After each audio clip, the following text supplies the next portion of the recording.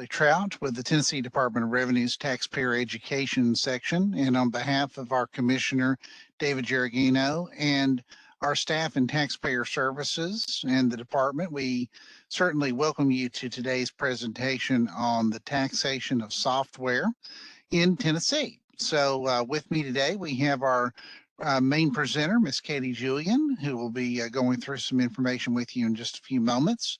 Also on screen here, we have Thomas Meisenzoff from our audit division. So we're glad to have these folks on board. Our Assistant Director in Taxpayer Services, Dan Vincent, is helping us as well today, and we appreciate his assistance. So we're going to learn a lot today. A lot of information is going to be in these slides. The one thing that Katie will probably tell you here in a few moments as we begin this is some of the mechanics of things and our efforts to try to gather as much information about software as we can and put it into a short presentation will be what we're doing today. And of course, this is a very deep subject, but we're going to try to hit the high points and what Tennessee considers to be taxable and non-taxable as it relates to software. So with that, I'll go ahead and turn that over to Katie. And Katie, thank you for being with us, and we'll be right here with you. Thank you. All right, thanks y'all. Hey everyone, welcome to our free monthly tax webinar. We are doing it a little out of sync with our usual this month. We usually have this tax seminar on the last Tuesday of the month, but this month we're doing it a week early because next week is that lull between Christmas and New Year's. So looks like we've got a lot of attendees in here today, a lot of people interested in computer software. That's great. It's a big topic. We want to call a few things to your attention. There is a PDF that goes along with this PowerPoint, and you can get to it by going to tn.gov/revenue and going to taxpayer education and then tax webinars. There is a link in the chat that I believe Billy put in there. If you just join though and can't access that, the information on the middle of your screen right here that talks about where the recording of today's presentation is going to be, probably later today or tomorrow, that's also where you will find the PDF if you want to go along with this presentation in the PDF, which means you can click on the live links and everything like that. So let's see here. Let's go ahead and get started on our information we're going to give you about taxation of computer software. We are going to be going over today all the laws and definitions, determining taxability of computer software, what is not taxable, the exemptions, and we're going to share some resources. But in a nutshell, access and use of computer software in Tennessee is subject to sales and use tax regardless of a customer's chosen method. You can see the law source there. This is a law. Taxation of computer software has, in a roundabout kind of way, been around since the 70s actually, but as that industry has morphed and progressed and been enhanced, so have our laws regarding computer software. But really, when you break it down, I think you'll find as we present this information to you that it's not too complicated.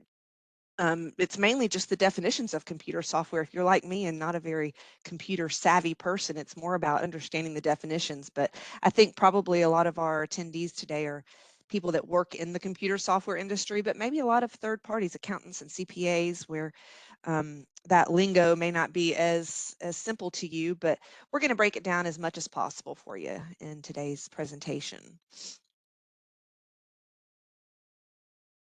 All right, so the basic law regarding computer software says that the retail sale, lease, licensing, or use of computer software in this state, and that includes pre-written and custom computer software, is subject to sales and use tax if provided or delivered via this bullet list here. It can be provided or delivered via remote access to a customer located in Tennessee.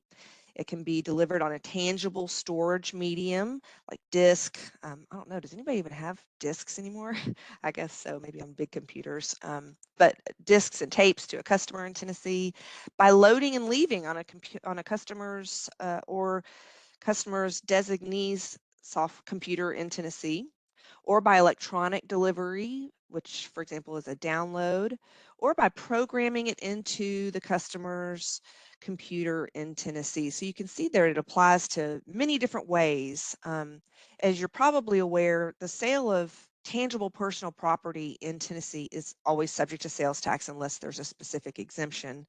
The sale of services is typically not unless that service is enumerated in our law or unless that service is part of the sale of the tangible personal property.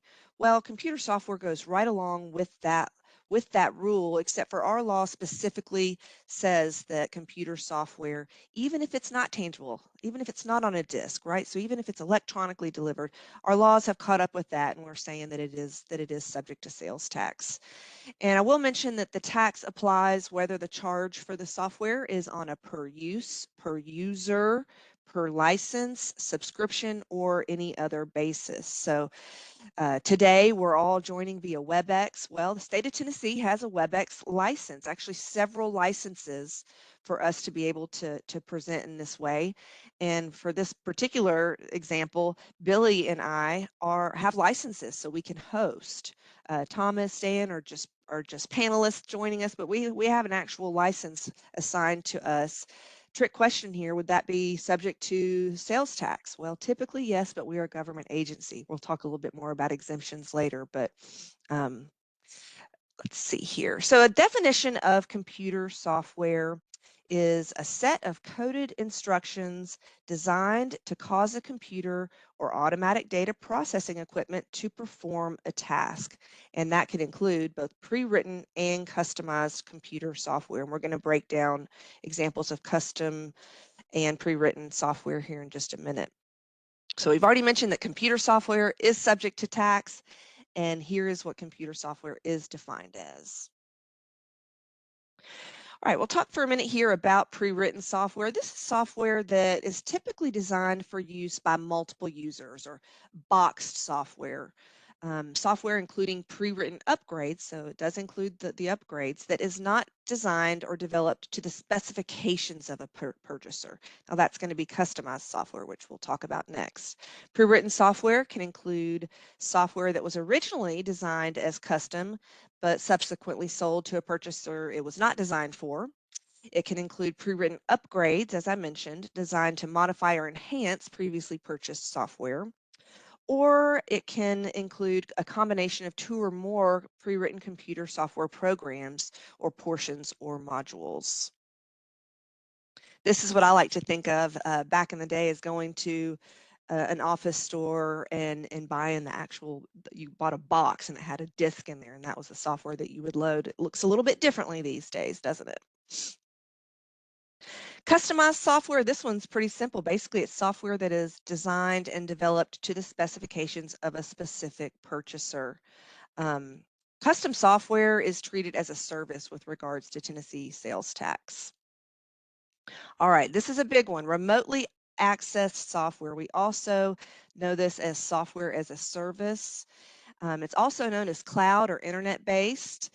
Providing remotely accessed software as a service includes the access or use of software that remains in the possession of the dealer who provides that software. This has become huge, y'all. It's treated differently in lots of different states. So if you work in this industry, it's important to understand how it's treated. A software as a service model hosts applications on a cloud server and then distributes them to users via the internet or the cloud.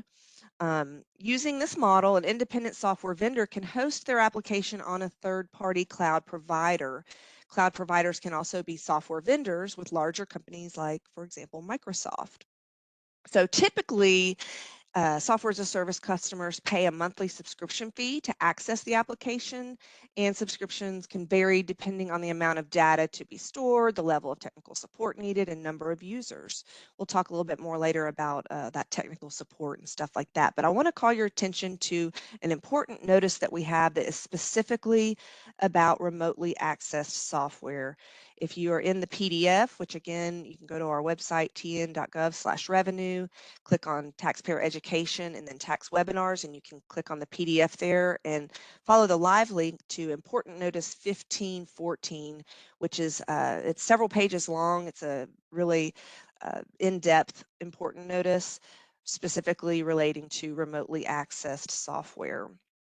So if you have the PDF, you will notice that this slide is not in there. I just added it in kind of late in the game here, but I thought it was an interesting stat, and it's software as a service taxability by state. You can see all the states that are in green, that's where software as a service or remotely accessed software is taxable. Blue, it's where software as a service is not taxable. Yellow, it kind of depends on whether it's used by business or personal use. And you can see a couple states there that don't even have sales tax. So in the last few years, actually post-COVID, we are seeing a lot more remotely accessed software users. Businesses are using it for purposes such as what we're doing right now, right? Or keeping employees in communication with each other. State of Tennessee Department of Revenue, we use software as a service for how we communicate with our customers. When you send in an email to us, it gets routed as a ticket for us, and we use software as a service for that. Wouldn't surprise me if we start seeing a lot of some of these blue states turning to green in the coming years, since remotely accessed software is becoming a lot more popular. Actually, the laws in Tennessee that specifically address taxability of remotely accessed software, we were kind of ahead of the game. The law addressing that was written in 2015, so it's been taxable here for a few years here. All right, we're going to talk for a minute about sales price and sourcing. And if you're already familiar with sales tax in Tennessee, this really, the sales price is no different than the way everything, the sales price in general of tangible personal property in Tennessee is handled. The sales price is the total amount for which an item is sold. It includes labor and service costs of the seller, as well as charges for services necessary to complete the sale. We're going to kind of detail that services necessary to complete the sale part here in the next few slides as we talk about various services related to computer software. Now, sourcing is kind of interesting. Sales of computer software and taxable services are sourced by whether or not a customer uses or accesses the software from a location in this state. Now, here's what's interesting. If the purchaser has users or employees located in this, both in the state and outside of the state, that access and use the software, the sales price is allocated to claim an exemption for the out-of-state portion. So an example of this, you've got a Tennessee company that has 400 users in state and 200 users out of state. 400 users is going to be divided by the total, which is 600 users, for 66.7%. So that is the amount that would be taxed in Tennessee, would be that 66%. I do want to call your attention to a webinar that we have regarding Nexus for out-of-state businesses. If you're an out-of-state business that's joining us here today, or a third party that deals with those, that's a webinar that I'd like to call to your attention that discusses in more detail about Nexus for out-of-state businesses and hitting that threshold for Nexus. I do want to say the location where remotely accessed software is installed or hosted is immaterial. So if you're, for the software as a service, remote hosting, it doesn't matter where you are, it just matters where those users are in terms of the taxability. We're going to spend a few minutes here talking about software-related services. The ones that are taxable. So this, like I said, this is going to go along with, if you're already familiar with how services are taxed in Tennessee, this kind of goes right along with that. Charges for consulting or other services that contribute to creating, designing, developing, fabricating, program, altering, or modifying. That's very common with software. Are labor costs that are necessary to complete the sale of the software, and they're going to be subject to tax, even when the service charge is sold separately, itemized, or invoiced by the seller of the computer software. So that goes right in line with other tangible services related to other tangible personal property in Tennessee. Same goes with modifications or enhancements to customized or pre-written software. Those are considered sales of computer software and are going to be subject to sales and use tax. Again, same as with any items that are subject to tax in Tennessee. Modifications or enhancements of those products are also going to be subject to tax. Same goes with installation and repair. That specifically is enumerated by law as being subject to sales tax in Tennessee. Training and configuration. This is, it kind of depends on how this is looked at here. Tennessee does not specifically impose sales tax on training or software configuration, but just like I said before, if these services are necessary to complete the sale of the software or installation, then they're going to be subject to tax. Standalone training or software configurations, so not attached to the sale of the software, if they're provided by a third party and are standalone, they are not going to be subject to sales tax. And you can see on the bottom of this slide here is a definition of what software configuration is. It is a means of setting predefined toggles or switches and or building tables that give direction or define values of parameters that are within the software. So software training or support services that are separately itemized and optional purchases are not part of the sales price. And optional is going to mean that the purchaser is not obligated to make the purchase and has the option to decline to pay for that separately itemized charge, and those would not be subject to tax. All right, this is very common with computer software, maintenance contracts. Lots of information on this slide here, and I'll also call your attention to another important notice 15-25, sales of computer software maintenance contracts. But in a nutshell, we've got the definition of a computer software maintenance contract here. It means a contract that obligates a person to provide a customer with future updates or upgrades to computer software, support services with respect to computer software, or both. Computer software maintenance contracts are subject to sales and use tax in Tennessee, and it applies to computer software installed on computers located in Tennessee. And this is important here. If the location of software covered is not known, the tax is applicable if the purchaser's residential or primary street address is in Tennessee. So the computer software maintenance contract, I will say, does not include telephone or other support services that are optional, like we talked about on the previous slide, and are sold separately and invoiced separately, and do not include any transfer, repair, or maintenance of computer software on the part of the seller. So if a purchaser buys a software maintenance contract in another state and the seller does not collect tax on that purchase, the purchaser will owe use tax. So if you bought that maintenance contract out of state and you're located in state, you would owe use tax on that. All right, so this slide is a nutshell of all of the computer related and software related services that are not going to be taxable. I'm going to just read these out because it's important to understand these, because a lot of software programs pertain to this, but these are the services that are not taxable. Information or data processing services, including the capability of the customer to analyze such information or data provided by the dealer. Payment or transaction processing services, payroll processing services, billing and collection services, internet access services, the storage of data, codes, or software, and converting, managing, and distributing digital products. We do have some special rules about digital items and what's subject to tax as a specified digital product. We actually have a webinar dedicated to that. I don't have the link here, but you can go to our webinar video library. A lot of digital items kind of get lumped in with software sometimes, so it's important to distinguish that, and I would recommend you just going into our webinar video library that's on the webinar page and typing in just the search word digital, and that webinar will come up specifically for you if you want more information on the specified digital products. All right, we're going to talk for a minute about single article application.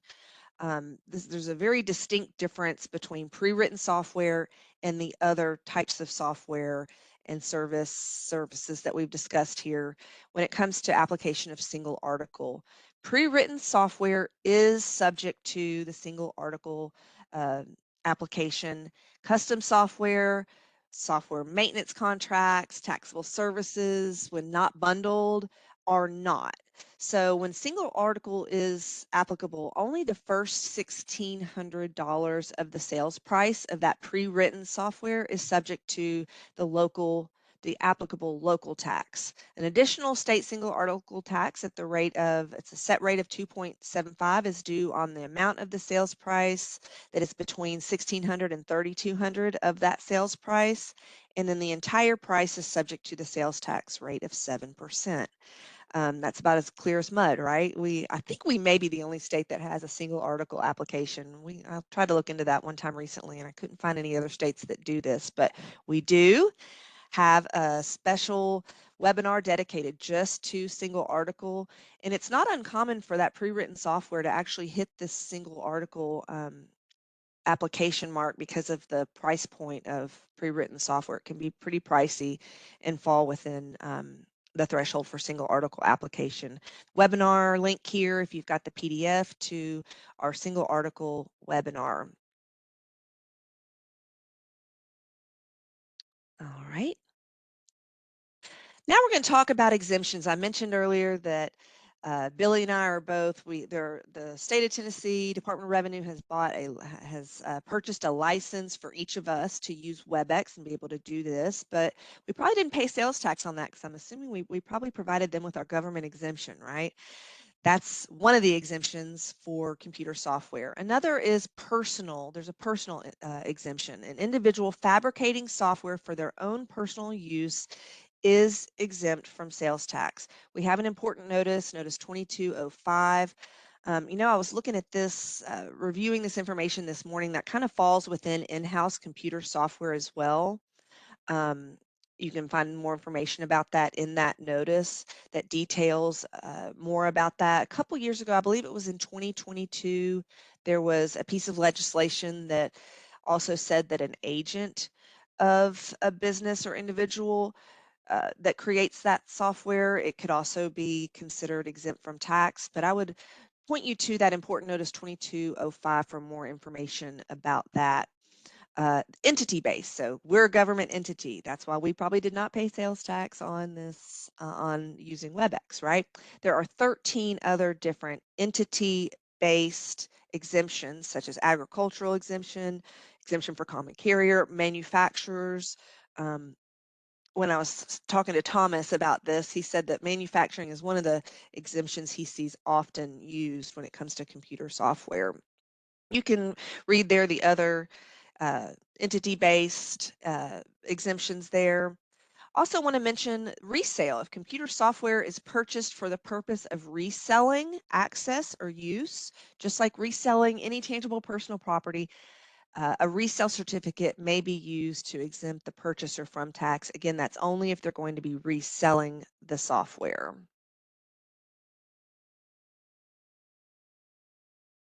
I'm going to share with you here some resources, and I'm going to take you on a little field trip to show you where in the sales and use tax manual you'll find a whole chapter related to computer software.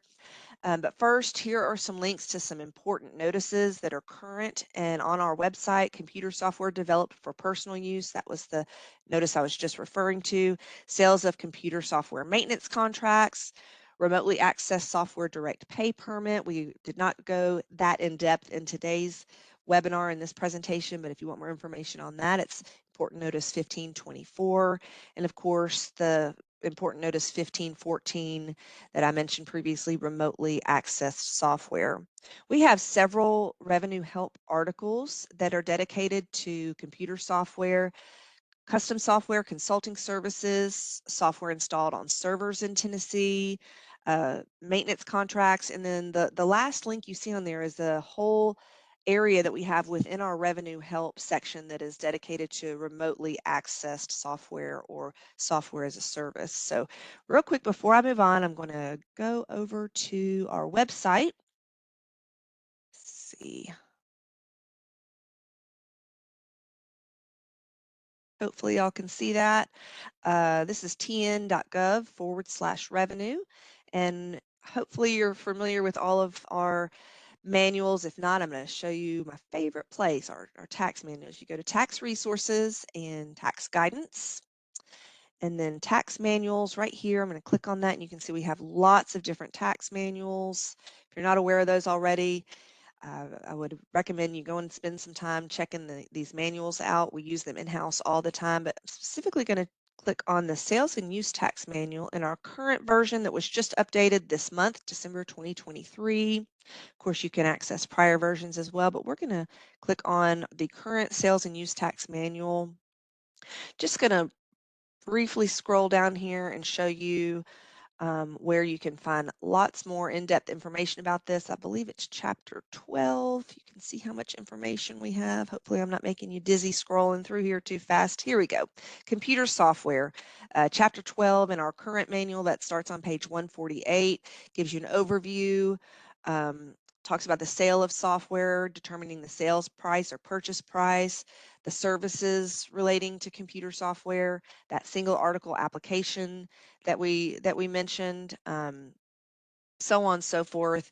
Specifically, some information about maintenance contracts.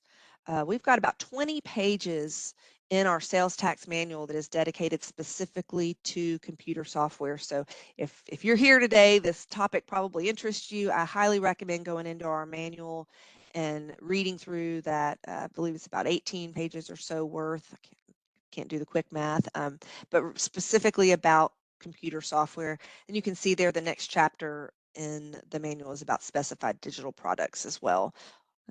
Keep going and going here. Special section, special chapter just about warranty and service contracts. So like I said, a lot of information, a lot of taxability of computer software is going to be right in line with the way sales tax is handled in Tennessee in general. So just some specific stuff there for you. Let's see, how do I get out of here? Go back over to the PowerPoint here. And we'll go ahead and turn on the chat right now for you. If you've got any questions for the panel, your chat questions will come directly to all panelists at this point. So put your questions in the chat, if you will. And I'm going to go ahead and also point you over to some more information on how you can follow us, contact us. You can follow us on Facebook, on Twitter, X. See the links here, Instagram, LinkedIn. You can sign up to receive email updates from us on Revenue News. We have a YouTube channel. Of course, our website, which I've shown you, is tn.gov/revenue. But most importantly here, if you have a specific question, we won't dive into a lot of specifics in this webinar, but a question that's very specific to your individual business or a question that you've got, you can email us at revenue.support@tn.gov or call our tax helpline at 615-253-0600. Of course, that's Monday through Friday, 8 to 4:30. We do have some closures coming up with the holidays. We pretty much follow the bank holidays, so to speak, or just government holidays. We're observing Christmas Eve holiday this Friday, and we'll be observing New Year's Eve the next Friday. But other than that, Monday through Friday, 8 to 4:30, we're here to reply to your emails if you want an answer in writing or want to get through to us that way, or call our tax helpline. So Thomas, Billy, if y'all want to join me here and we can discuss any questions that are coming through on the chat. Sure. By the way, we're also not here the following Mondays after the holidays. Oh, right, the actual Christmas Day. And very Unless important. Katie, unless you want to work, Katie, you can work. I'm not working at all next week. That's what I I'm on thought. vacation. Okay. All right. So, Thomas, did you see anything come up in chat? If you did, shout out. What do you think? First question that I saw was from Jonathan. He says, so QuickBooks subscription is taxable, but QuickBooks payroll subscription is not. Yes. So payroll services are exempt or exactly exempt in the law.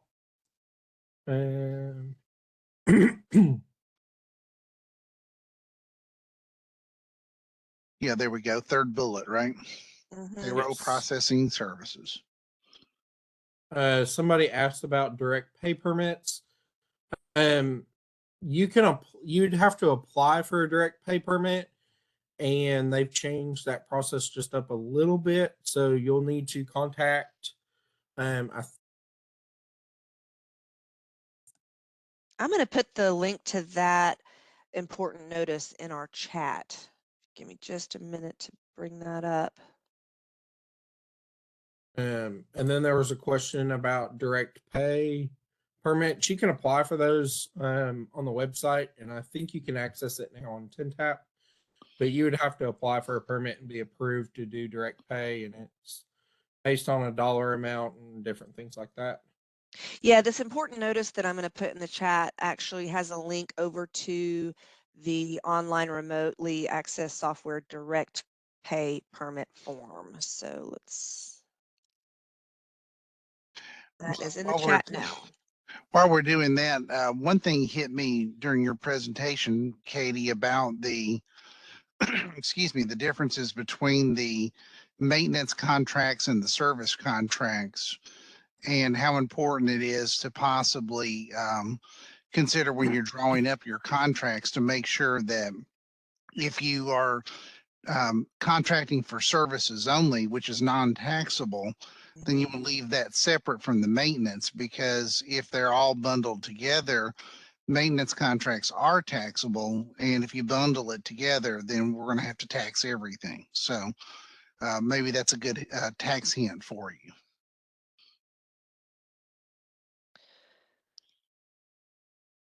So a question about what about website design and website development? It's my understanding that the website design, website development fits within the definition of computer software, which again, I'll go back to that slide right here, set of coded instructions. Website design, website development is going to be taxable.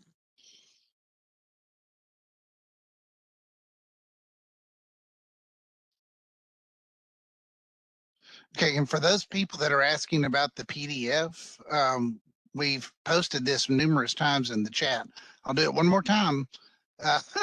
But it's going to be, it's on our website right now in the webinar area where you signed up to get the registration link for today's presentation. So one more time, there you go. I do want to say also regarding website development, if the customer is paying for advertising on someone else's website, then that is not considered creation of software. Just an important note there. I'm seeing a lot of questions about out-of-state taxability and nexus and different things like that.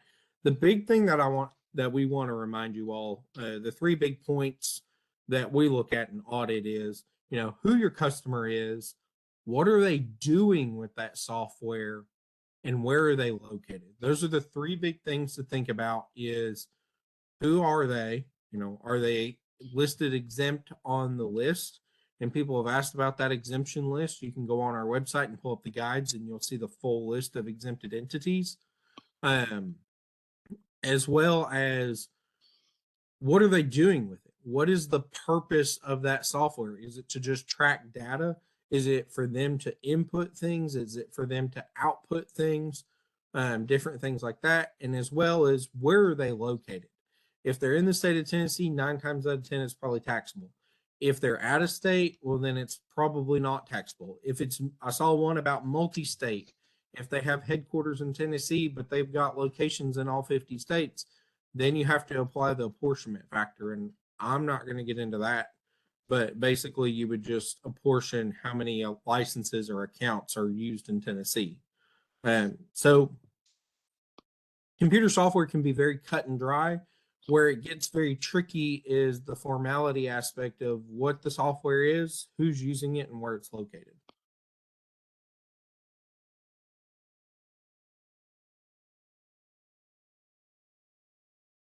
I like the way you break that down. It does it. It really is pretty cut and dry. Just where are they? A big part of it is where is that user located?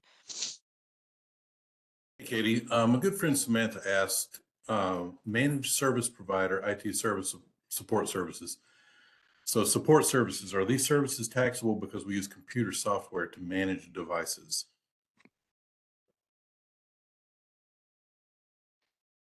Let's see, I'm looking for that Need question. We'd a probably whole need lot some more more information information. on that, right? Yeah, It was we'd need, 9:32. yeah, we'd need more information on that. I think the, excuse me, the example that we were using earlier on in the presentation about service versus maintenance, to kind of go back over that again, the a service kind of would be like for like training only, or something like that. That would be, that's a non-taxable service, but maintenance would be involving the actual software, making changes to the software, and in that, I think I'm tracking that right. Would you agree with that, Thomas? Yeah, and you got to look at the ownership aspect of it as well. What do you truly own of the software? I mean, are you just being able to input data into it, or do you have to contact, I've dealt with a lot of other people that have accounting software systems that, they can use them online or they have a software, but they still have to contact the vendor to have them change it. And then they have to pay a fee to have that line item changed or have that line item added. So like I said, it's pretty cut and dry, but when you get into the case by case situations, what kind of customer service are you providing? Are you just a help desk where if somebody gets locked out, you can log them back in? Are you able to functionality like change the program while you're on the phone with somebody? Um, those are the things that you have to ask yourself. And the big thing is we will ask for service contract agreements.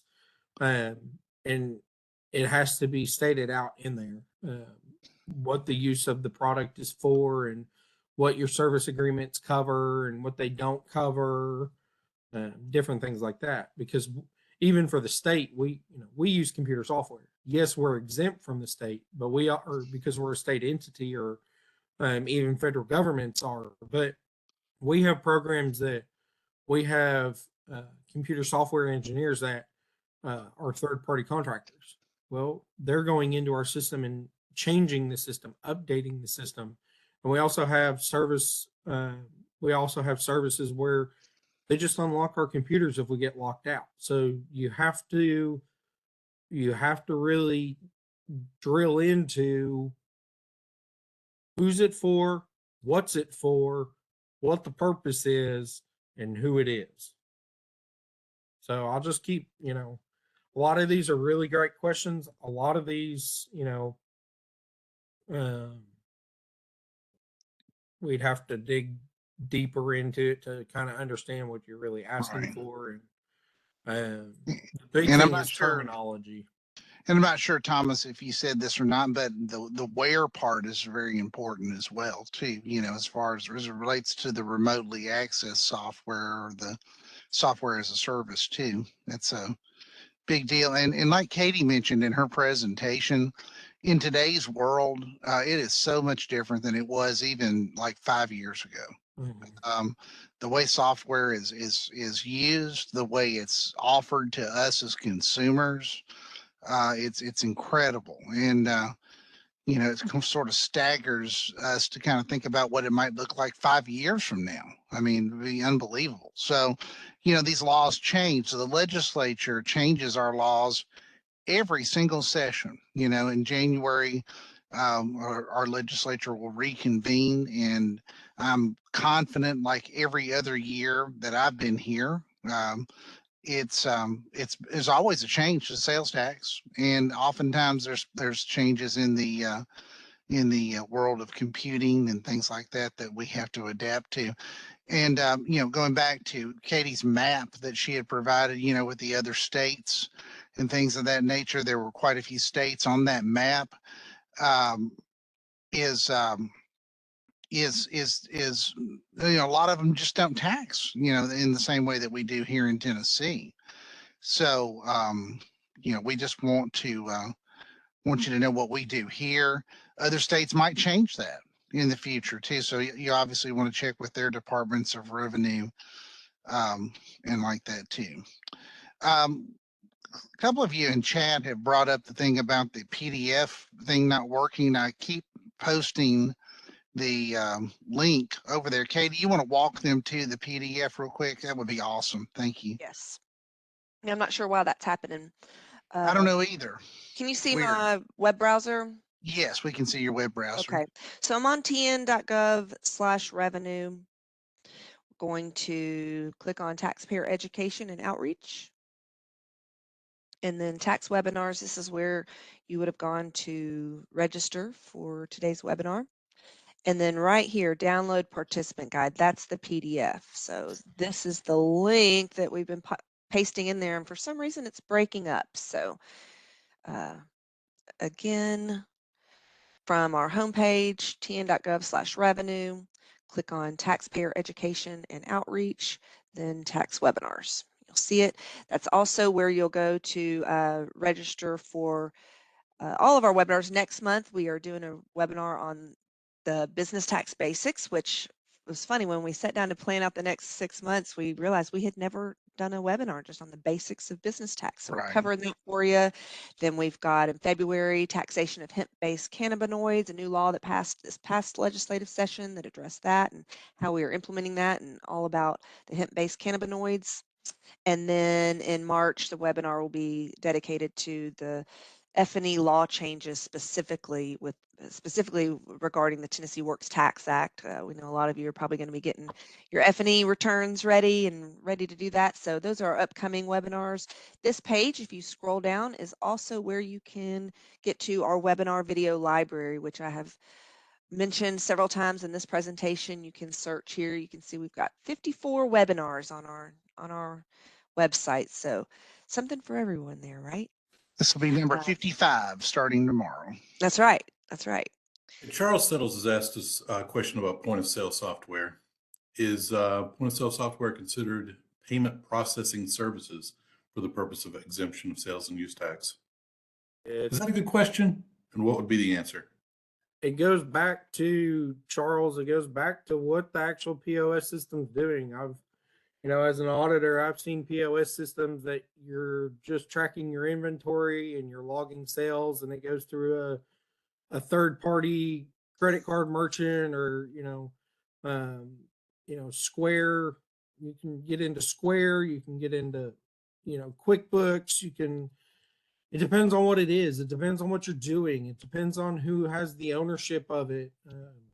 So my biggest recommendation is remember the 3 points. Who's it for? What are you using it for within detail? And where's it located? And if you still have questions, email revenue.support@tn.gov. I highly recommend that, and be as specific as possible. The problem is we get into these general statements of, was POS software taxable? Well, it depends on what it is. It depends on who it is. It depends on what you're using it for. So be as specific as possible. Try to understand exactly what that software does, because then that will better help us determine, yes, this is taxable. No, it's not, because just saying, hey, is POS software taxable? I can't tell you that answer. It all depends on, what you're doing in it, what you're using it for. So if you reach out to us, like I highly recommend, you can even submit questions on Zendesk, file those out and be as specific as possible, because some things in the law that are specifically stated that are exempt, and there's some things that aren't, that we have to dig into and understand the terminology of it. Great point. Great point. And I think in going back to Katie's presentation one more time there, she had put the list of the things that are not taxable because the legislature has determined that those are not taxable services in the state of Tennessee. But if you look at the history of this, like going back to 2015 to that notice that talked about the remote software and things of that nature. And now what are we, 8 years, almost 9 years into this thing now? Look at how the world has changed. Look at how much more remote software that there actually is. Look how taxable it is. I would say, in my opinion, as a general overview, it seems like the legislature's intent is to tax the software unless there's some specific exemption for it. So I would kind of look at it through that kind of lens as it relates to the general taxation of it, and then go from there. But again, we're welcome to help you walk through whatever situation you have. Just understanding that we are not computer experts, but we can give you the advice that we have in the law and try to help you make a good decision about that. If that makes any sense at all. Yes, it does, Billy. And I think one more thing, you really need to understand the sales tax definitions before you can really jump into computer software. Computer software we classify as advanced. When I teach it to our auditors, I just taught it a couple of weeks ago again, but if you have questions, you don't understand it, go to that sales and use tax guide first, look up the different definitions, try to understand what the language means, and then ask your questions for computer software.